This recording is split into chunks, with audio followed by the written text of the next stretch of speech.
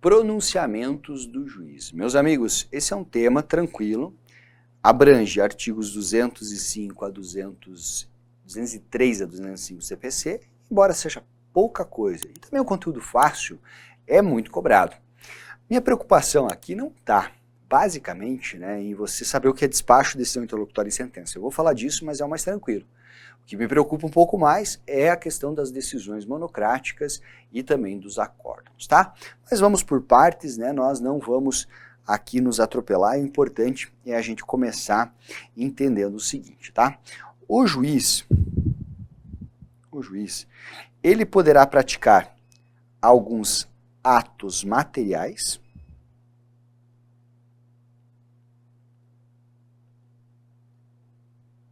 e ele poderá praticar alguns atos processuais.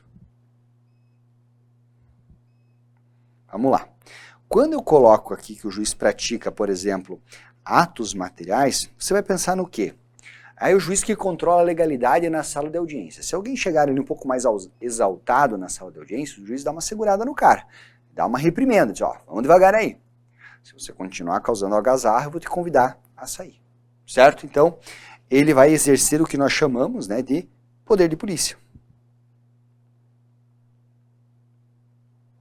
Tá? Mas ele também se manifesta nos autos do processo, com despachos, decisões interlocutórias, e aí nós temos o que? Os pronunciamentos. Tá? Os pronunciamentos. Que é o que nós vamos estudar aqui basicamente. Tá? Quando nós falamos sobre esses pronunciamentos,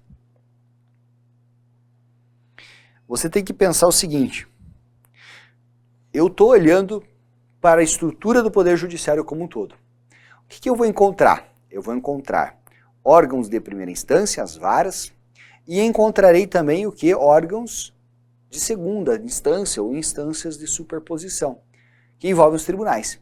Então nós temos que pensar o seguinte, que esses pronunciamentos eles devem ser analisados em primeira instância e eles devem ser analisados também segundo os tribunais. Quando eu coloco aqui tribunais, se você quiser, você vai pensar em TJ, você vai pensar no TRF, você vai pensar no STJ, vai pensar no STF, mas enfim, alguns exemplozinhos aqui para vocês. Tá bom. Na primeira instância, o que nós temos? Nós teremos despacho, nós teremos decisão interlocutória, deixa eu só sair de tela aqui,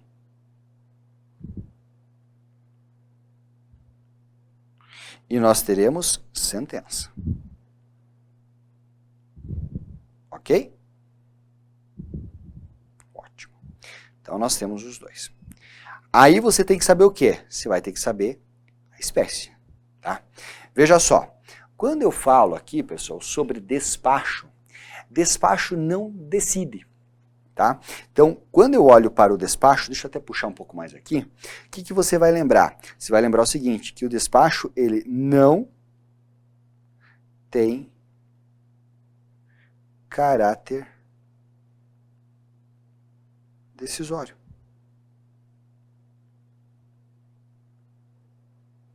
Certo? Então, no despacho não se decide nada.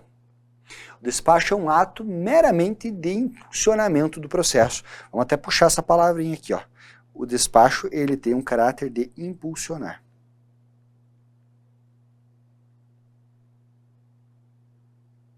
Tem um caráter de impulsionamento. Perfeito? Tá bom. Agora, a decisão interlocutória, que está aqui, e a sentença, os dois têm caráter decisório. A diferença de uma e outra é que na decisão interlocutória nós temos o quê? Ela não encerra o processo. Ou melhor, a fase de conhecimento. Então o juiz decide. O juiz decide algum ponto incidental. O juiz dá uma algum ponto incidental, alguma questão ali que foi objeto de questionamento pelas partes, mas isso não gera o efeito de encerrar a fase de conhecimento. Ao passo que a sentença, ela encerra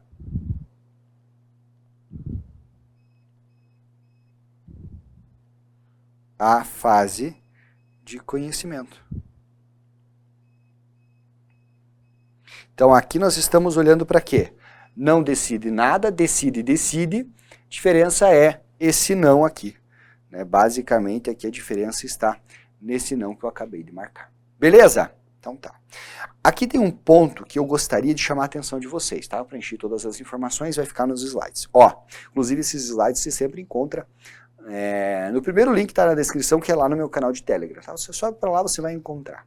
O que eu quero que você entenda quando você olha para essa sentença também? Eu vou abrir um espaço aqui em cima, tá? E aí eu vou abrir um espaço, eu vou pegar a canetinha e vou fazer uma linha do tempo aqui para você. Por quê? Porque eu quero que você pense o seguinte. Um processo, pessoal, né? Ele vai começar lá com a petição inicial e ele vai se desenrolar até o momento em que nós vamos ter a sentença. Durante este processo aqui, é natural que nós tenhamos várias decisões interlocutórias. Então aqui uma decisão interlocutória 1, aqui uma decisão interlocutória 2, só para dar um exemplo para vocês. Tá. Mas veja só, eu coloquei a sentença aqui. Depois da sentença, nós podemos ter, e dependendo, né, na maior parte dos casos ali, nós teremos o quê? Nós teremos uma fase que se chama de fase de cumprimento de sentença, que vai resultar ao final com uma decisão de extinção. Veja, quando eu chego aqui, não é que aqui é a sentença se deu lá. Por quê? Porque ela encerrou, conforme nós vimos, a fase de conhecimento. Aqui nós teremos, né, a sequência do processo, que é basicamente o cumprimento de sentença, que é tornar o quê? Que é tornar materializar, que é tornar, levar para o mundo prático, aquilo que o juiz colocou no papel na sua sentença. E depois terão decisões, poderemos ter aqui no meio, né, decisões interlocutórias, então vou colocar a decisão interlocutória 3, inclusive a extinção aqui também é uma espécie de decisão interlocutória. O que eu quero que você entenda? Não quer dizer que não existe vida após a sentença. Tá? Aqui está provando que tem. Tá? É isso que eu quero que você entenda. Então nós podemos ter várias decisões interlocutórias, inclusive após a sentença. Tá bom? Beleza? Então fica isso bem claro aqui para vocês. Ótimo.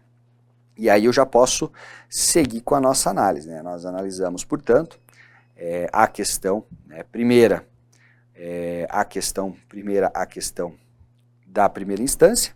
Agora vamos olhar nos tribunais. Quando eu chego nos tribunais, pessoal, e aí o ponto importante aqui é o seguinte, eu não vou olhar se é sem caráter decisório ou com caráter decisório. Eu vou olhar aqui para o número de pessoas que decidem. Tá? Então, quando eu olho para cá, eu também tenho o despacho, que fique bem claro. Tá? Então é igual, mas eu terei decisões monocráticas ou eu terei acórdão.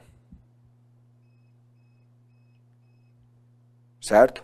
Então veja só que muda um pouco, né, o jeitão da coisa aqui, pessoal. E é isso que eu preciso que você fique atento, tá? Que é o que nós vamos fazer agora nesse cantinho aqui. Despacho também não terá caráter decisório, mas as decisões monocráticas e os acórdãos têm.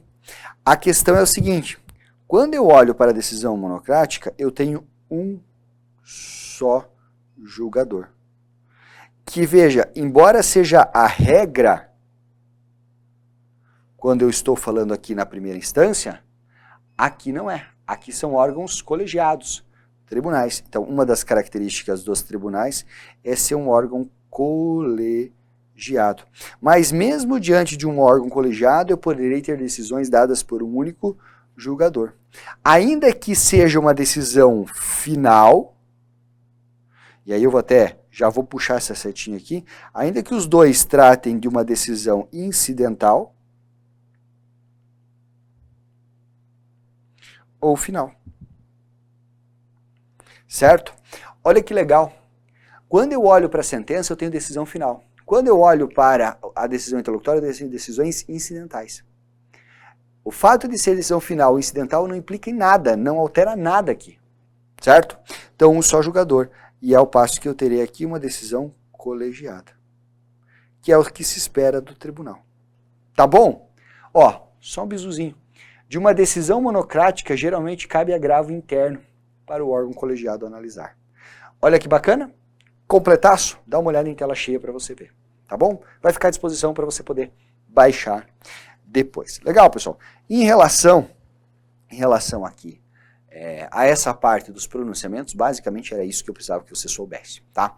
O que tem mais? Tem lá a previsão de que devem ser publicados, devem ser assinados, que se forem feitos orais serão reduzidos a termos e assinados depois e podem ser praticados de forma eletrônica. Mas tudo isso é balela, o grosso do assunto é o que você acabou de ver. Beleza? Curtiu? Deixa o seu joinha. E a gente se vê numa próxima. Até mais.